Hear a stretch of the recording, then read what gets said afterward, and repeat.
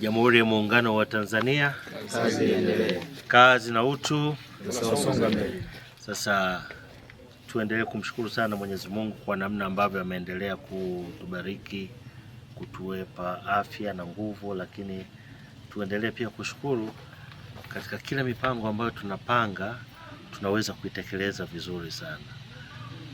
Nakumbuka kwenye kikao chetu tulichofanya tarehe 19 Disemba, nilielekeza kwamba pamoja na mambo mengine yote ambayo tunaendelea nayo, hawa vijana wa BBT Kaliua ni vizuri na wao tukatengenezea katika mfumo wa AMCOS. Na nilisema vile kwa sababu najua utaratibu wa kuwa na AMCOS sio mwepesi sana. Kwa hiyo na nilijua faida kubwa za kuwa ndani ya AMCOS. Sasa leo nafurahi kusema kwamba maelekezo yangu mrajis mkoa aliyafanyia kazi na ameweza kutusajili, na sasa sisi ni AMCOS kabisa inayojitegemea. Kwa hiyo tutakwenda kufanya kazi katika misingi ya ushirika.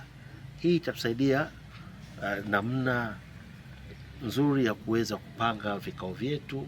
Tutatumia kanuni pia za AMCOS katika kujimanage sisi wenyewe. Tutatumia advantage zote na faida zote ya AMCOS ambazo anazo, kama ni kupitia kwenye benki, kupitia halmashauri, na sisi maana yake tutaendelea kuzipata. Hii nataka kuonyesha kwamba sisi tunaendelea na tuko mbali.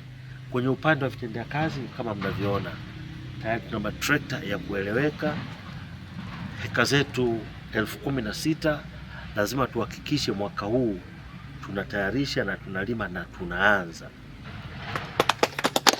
Na mimi nataka niwaambie tusiogope kuanza.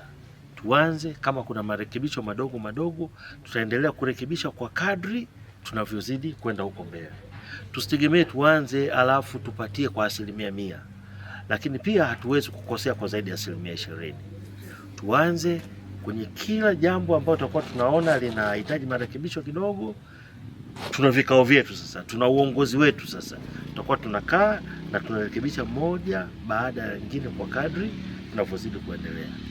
Sasa hivi kazi ni moja. Vijana nataka niwaone shambani.